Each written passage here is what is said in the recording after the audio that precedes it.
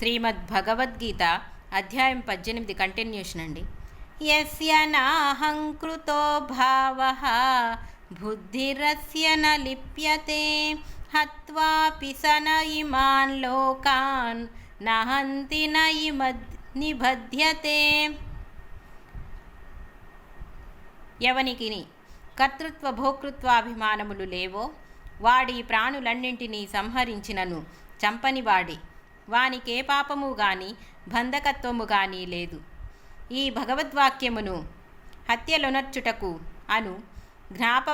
అనుజ్ఞావత్పత్రమునుగా భావింపరాదు.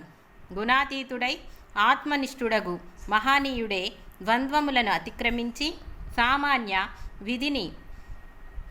విధి నిషేధములకు అతీతుడైయుండును.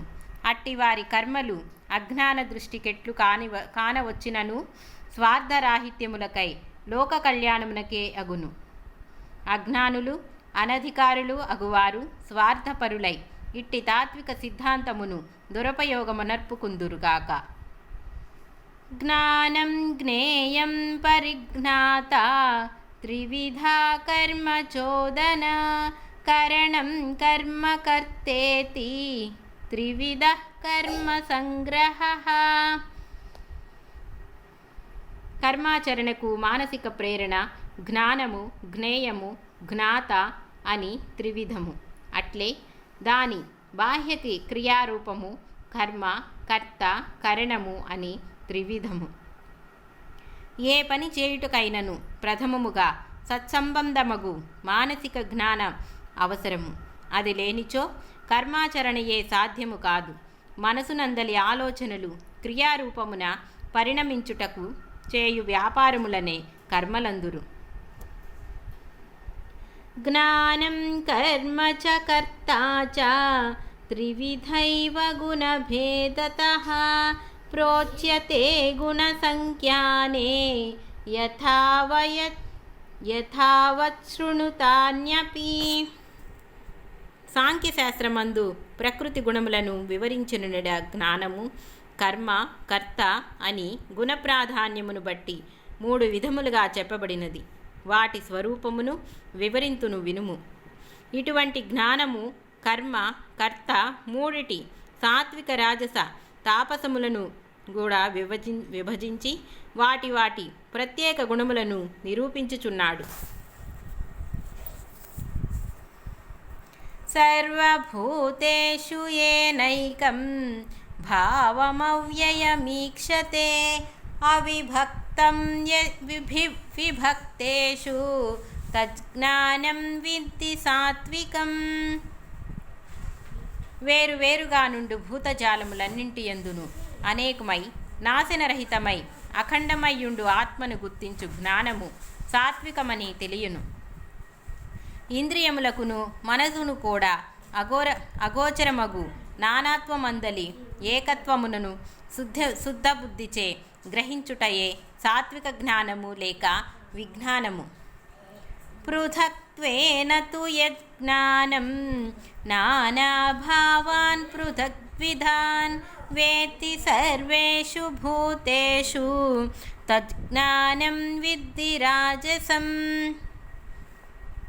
ఏ జ్ఞానము సృష్టి యందలి వివిధ పదార్థములను భిన్న భిన్నములైన తరగతులకు చెందిన వేర్వేరు వస్తువులుగానే గ్రహించునో అది రాజస జ్ఞానమని ఎరుగుము. ఈ జ్ఞానము భగవత్వత్వమును కూడా భిన్న భిన్నములుగానే గ్రహించును. శివుడు విష్ణువు గణపతి అంబ రాముడు కృష్ణుడు మొదలగు దైవములన్నింటినీ అందరినీ నామరూపములను బట్టి వేరువేరుగానే భావింతురు. యత్తు కృష్ణవదేహస్మిన్ కార్యే సక్తమహైతుకం అతత్వార్థవదల్పం చ తత్తామసముదాహృతం.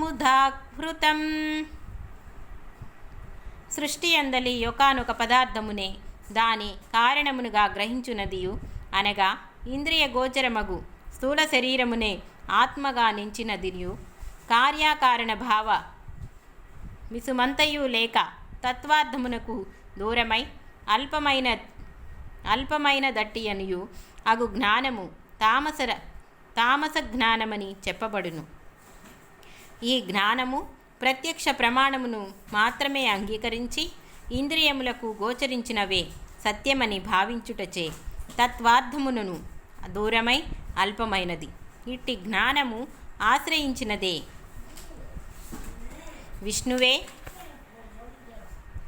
విష్ణువే దేవుడనియు, లేక శివుడే దేవుడనియు, అల్లాయే పరమదైవమనియు, లేక యేసు ద్వారా తక్క ఇతరులముచ్చే మోక్షము లేదనియు మత సంబంధమగు దురభిమానములు ప్రబలి రక్తపాతములు, హత్యాకాండలు మానవ జాతిని నాగరికతను కూడా విధ్వంసమనర్చినవి. కావున స్థూలమగు ఇంద్రియ జ్ఞానము తాపసము, మానసిక జ్ఞానము రాజసము, శుద్ధ బుద్ధియం అను భూతమగునది సాత్వికము. నియతం సంగరహితం అరాగద్వేషతః కృతం అఫలప్రేప్సునా కర్మ యత్ సాత్వికముచ్యతే. రాగద్వేషములకు లోను కాక అభిమానమును వీడి ఫలాపేక్షను త్యజించి చేయబడు విద్యుత్కర్మ సాత్వికమనబడును. యత్తు కామేప్సునా కర్మ సాహంకారేణ వా పునః క్రియతే బహుళాయాసం తద్రాజసముదాహృతం. ఫలాపేక్షతో గాని అహంకారముతో గాని మిక్కిలి శ్రమపడి చేయు పని రాజసమనబడును. అనుబంధం క్షయం హింసాం అనపేక్ష్య చ పౌరుషం మోహాదారభ్యతే కర్మ యత్ తామసముచ్యతే. తుది ఫలితములు తనకును ఇతరులకును హాని కలుగునవు గాని హింసాత్మకులని గాని విచారింపక, తన శక్తి సామర్థ్యములను గమనింపక భ్రమతో చేయబడిన కర్మ తామసమనబడును. ముక్త సంగోనహం వాది ద్ర్యుచ్యుత్తాః సమన్వితః సిద్ధ్యోర్వికార్గార కర్తా సాత్విక ఉచ్యతే.